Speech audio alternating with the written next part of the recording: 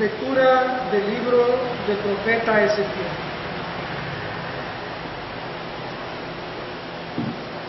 Esto dice el Señor Dios: voy a recoger de las naciones donde emigraron a todos los israelitas.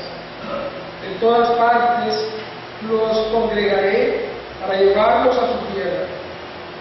Haré de ellos un solo pueblo en mi tierra, en los montes de Israel. Habrá un solo rey para todos ellos, y nunca más volverán a ser dos naciones, ni a dividirse en dos reinos. Ya no volverán a mancharse con sus ídolos, sus abominaciones y con todas sus iniquidades. Yo los salvaré de las infidelidades que cometieron y los purificaré. Ellos van a ser mi pueblo y yo voy a ser su Dios. Mi siervo David será su rey, y todos ellos no tendrán más que un pastor. Cumplirán mis mandamientos y pondrán por obra mis preceptos.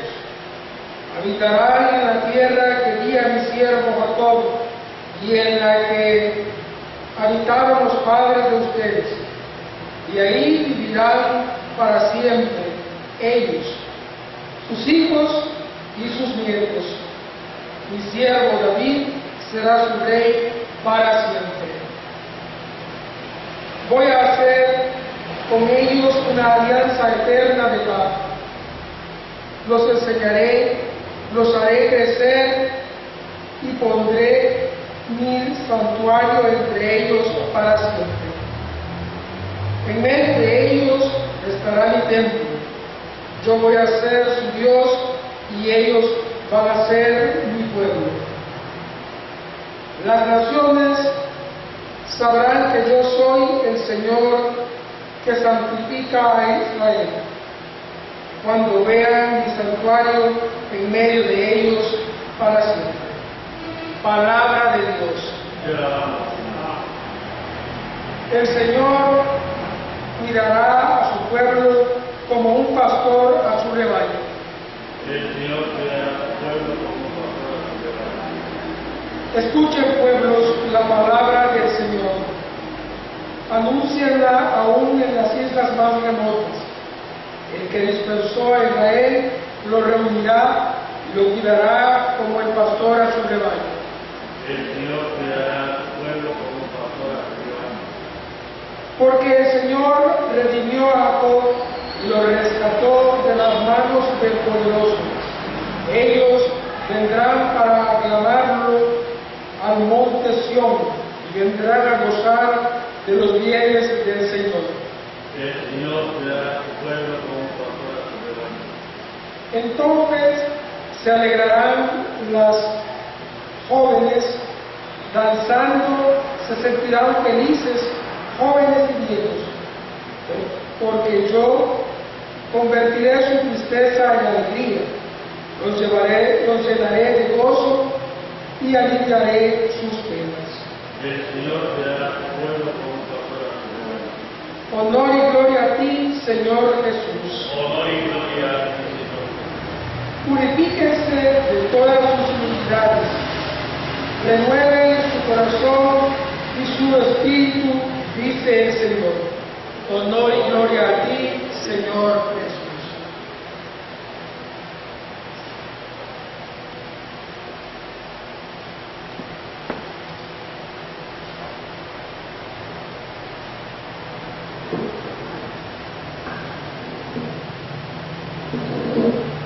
Que el Señor esté con todos ustedes. Lectura del Santo Evangelio según San Juan. En aquel tiempo, muchos de los judíos que habían ido a casa de Marta y María, al ver que Jesús había resucitado a Lázaro, creyeron en él. Pero algunos dentro de ellos fueron a ver a los fariseos y les contaron lo que había hecho Jesús. Entonces los sumos sacerdotes y los fariseos convocaron al Sanedrín y decían: ¿qué será bueno hacer? Ese hombre está haciendo muchos prodigios. Si lo dejamos seguir así, todos van a creer en él. Van a venir los romanos y destruirán nuestro templo y nuestra nación. Pero uno de ellos, llamado Caifás, que era sumo sacerdote aquel año, le dijo: ustedes no saben nada, no comprenden que conviene que un solo hombre muera por el pueblo y no que toda la nación perezca. Sin embargo, esto no lo dijo por sí mismo, sino que siendo sumo sacerdote aquel año, profetizó que Jesús iba a morir por la nación, y no solo por la nación, sino también para congregar en la unidad a los hijos de Dios que estaban dispersos. Por lo tanto, desde aquel día tomaron la decisión de matarlo. Por esta razón, Jesús ya no andaba públicamente entre los judíos, sino que se retiró a la ciudad de Efraín, en la región contigua al desierto, y allí se quedó con sus discípulos. Se acercaba la Pascua de los judíos, y muchos de las regiones circunvecinas llegaron a Jerusalén antes de la Pascua para purificarse. Buscaban a Jesús en el templo y se decían unos a otros: ¿quién pasará? No irá a venir para la fiesta.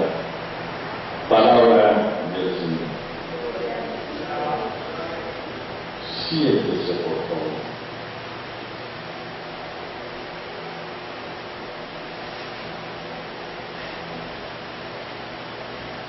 Muy queridos hijos, en la profecía de Ezequiel que hemos escuchado como primera lectura, en el libro de Ezequiel, capítulo 37, versos del 21 al 28, el Señor comunica a su pueblo la restauración. Es decir, va a terminar la deportación, el exilio en Babilonia, y van a volver a ser pueblo, van a regresar a su lugar.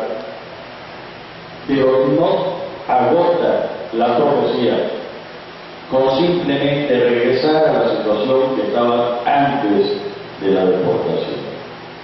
En la medida que el pueblo podía comprenderlo, les anuncia una restauración total de fondo. Y en esa restauración total de fondo, le dicen que ya no van a volver a estar divididos. Sabemos que después de David, a causa del pecado de David, el pueblo se dividió en el reino del norte y el reino del sur. Pues bien, esta división entre el mismo pueblo va a terminar. No son capaces en este momento de comprender que estas palabras del profeta se referían precisamente a la venida de Jesús, que va a ser del mundo, de los habitantes del mundo, una sola realidad, un solo reino, un reino de justicia, un reino de paz, un reino de amor, el reino de Dios, aquí en la tierra, inaugurado por Jesús. No son capaces de comprender, les habla Ezequiel en forma poética, la licencia que tienen los profetas, para decir que David va a volver a ser el rey y va a reinar para siempre. Este David no es el rey que existió, hijo de Jesé, sino que es, como dicen las otras profecías, un renuevo del vástago de Jesé, un hijo de David. Se refiere a Jesucristo, que es de la casa real de Israel, descendiente directo de David. Y va a reinar para siempre. Y de nuevo viene una restauración, reitero, no solo para regresar a la situación que estaban antes, sino a una nueva situación, una nueva relación con Dios, cuando ya como pueblo no van a volver a ser infieles, cuando el reinado de Dios en el mundo va a ser permanente. Y esto se cumple en la persona de Jesucristo, y nosotros somos dichosos de vivir más de 2000 años después que comienza a cumplirse en el mundo esta profecía. Padre, pero todavía andamos medio divididos, porque no hemos comprendido todavía que nuestra unión mortal, la raíz de nuestra unión, no solo es que somos criaturas de Dios, creados por Dios, no solo es que Dios nos ha regalado la vida, sino que nos ha llamado a todos, de todos los pueblos, de todas las razas, de todas las lenguas, de todas las creencias, a formar un solo rebaño bajo un solo pueblo. Padre, pero todavía no se ve esto. Viene por lo tanto una responsabilidad especialísima, como la tuvo en un momento el pueblo de Israel que no llegó a comprenderla, de que ese reino de Dios se realiza en nosotros, en los cristianos. Y somos nosotros los cristianos los que tenemos que llevar este anuncio hasta los confines del orden. Por desgracia,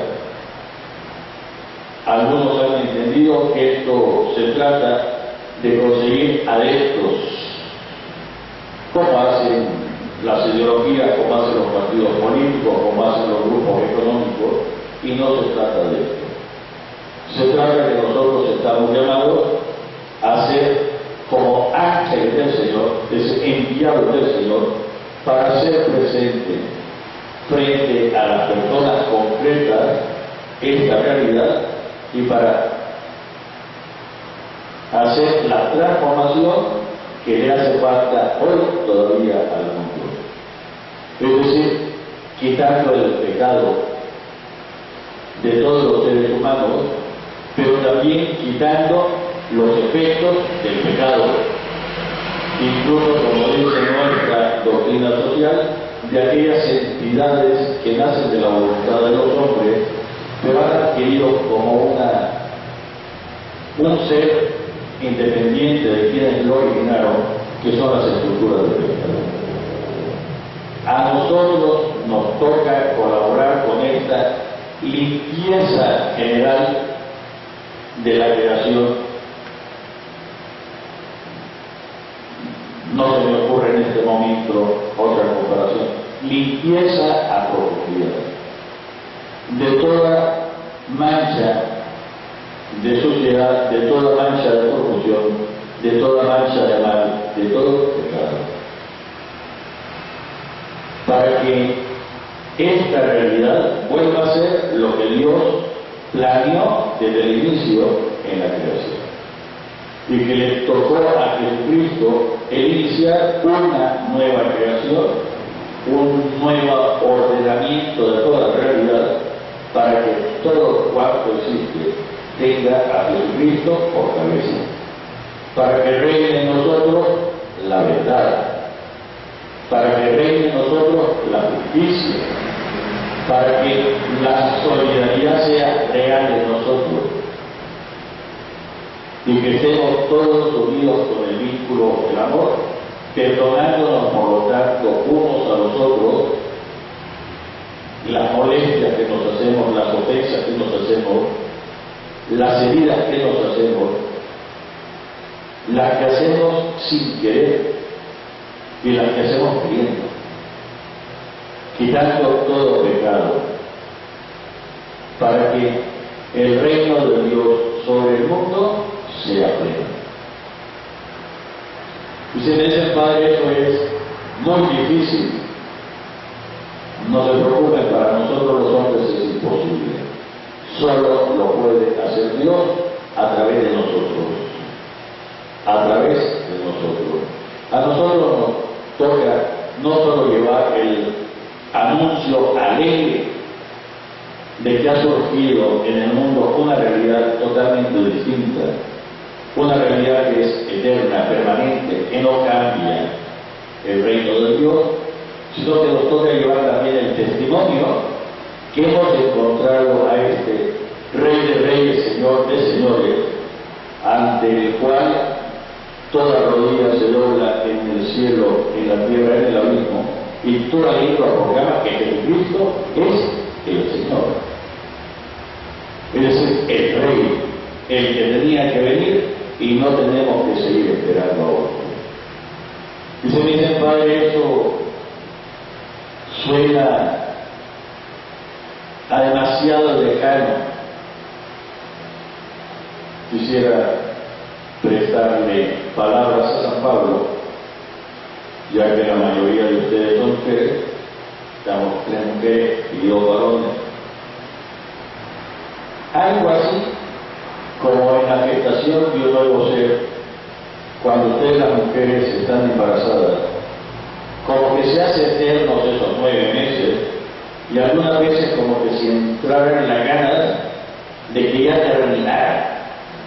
Y viene la conciencia y nos dice, hace falta todavía, hace falta todavía.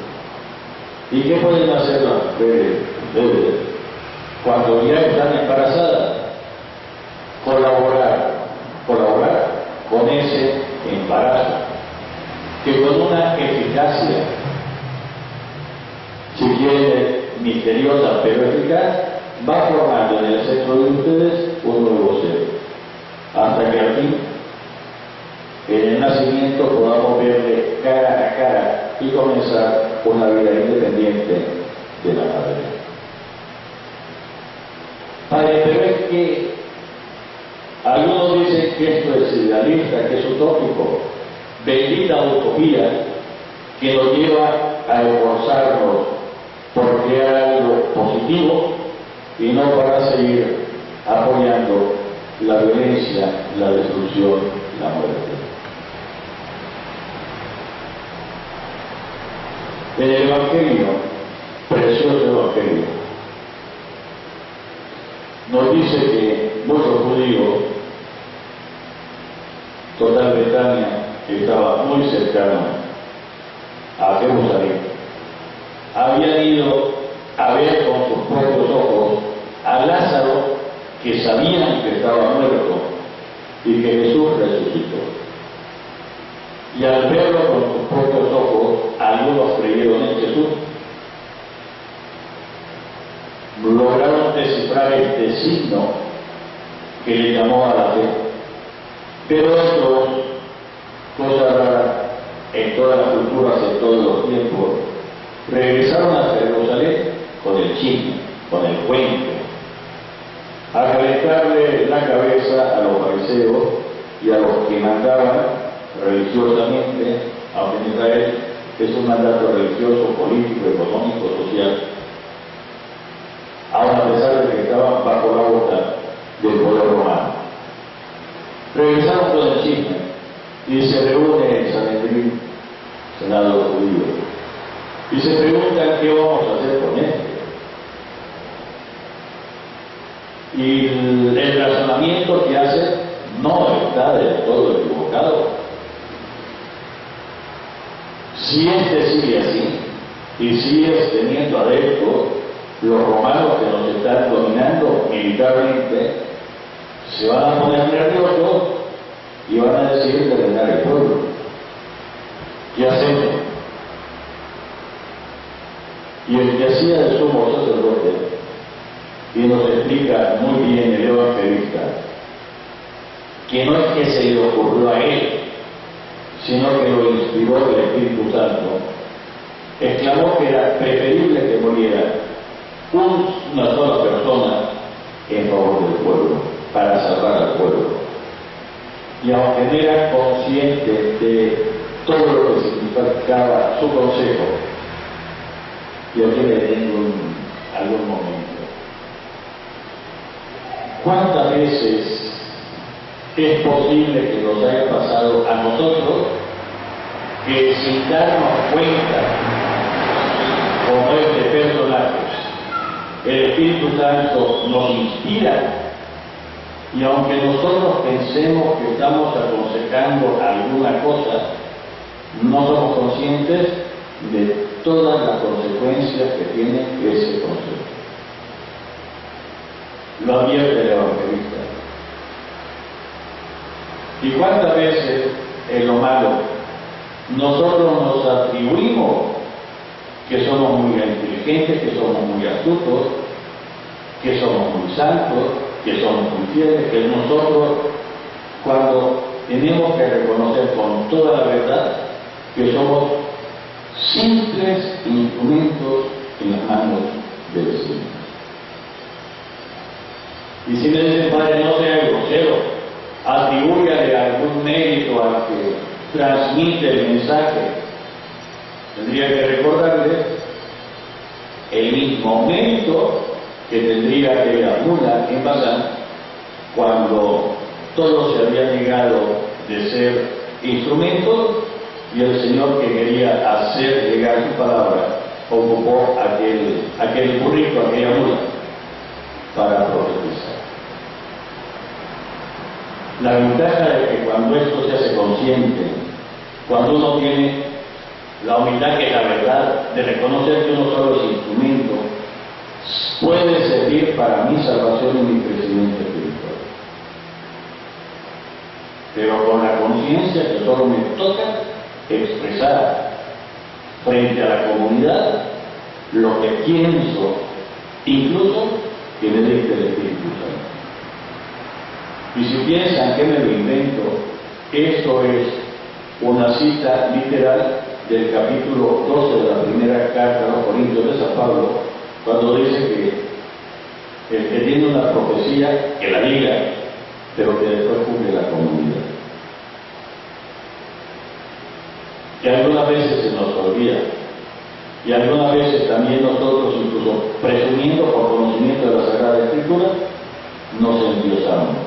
Nosotros somos criaturas, no somos el Señor. Nosotros somos instrumentos, no somos el origen de la vida de la verdad de Dios. Instrumentos. Pues bien, no sabía lo que decía. En efecto, la muerte de Jesucristo, y en la muerte de Jesucristo muere Dios. Dios entrega su vida por nosotros.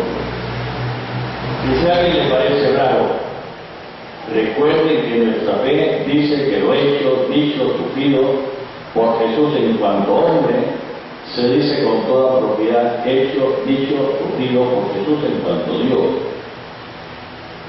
En Éfeso, la primera consecuencia que alegró tanto al pueblo que hasta salieron una procesión con antorchas espontáneas por la noche recorriendo Éfeso, era que si María era la mamá de Jesús en cuanto hombre, como lo hecho, dicho, sufrido por Jesús en cuanto Dios, en cuanto hombre se podía decir hecho, dicho, sufrido por Jesús en cuanto Dios. Si María era la mamá de Jesús hombre, se podía decir perfectamente que María era la madre de Dios.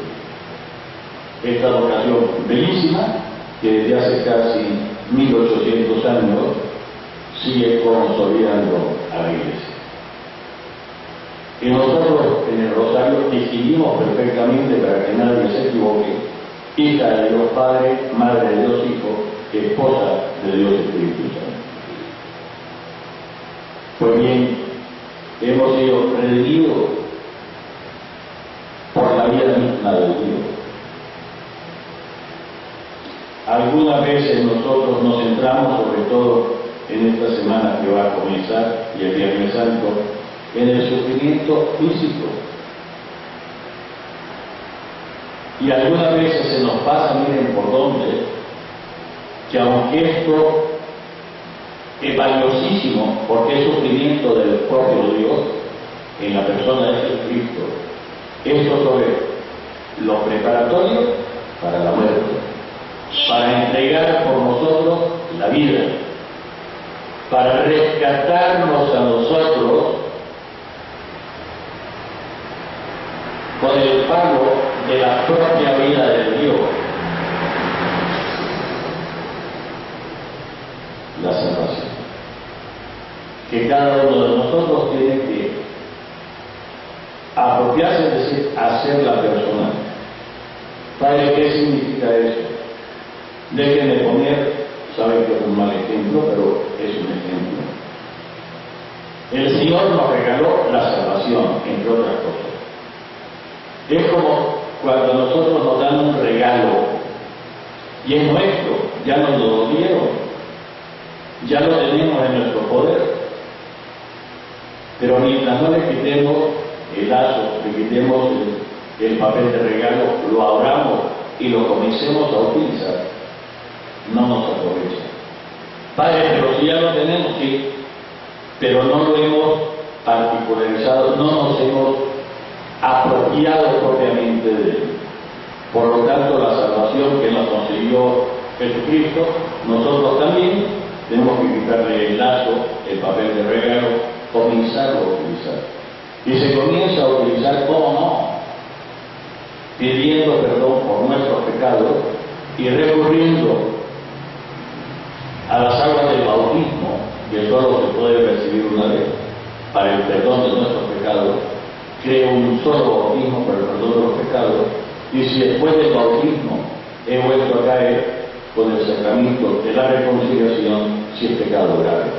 Si es pecado leve, tenemos que limpiarnos lo mismo que nuestro cuerpo. Si nos ensuciamos poco, levemente, no lavamos la mano, no lavamos el brazo. Si nos ensuciamos gravemente, tenemos que bañarnos todos.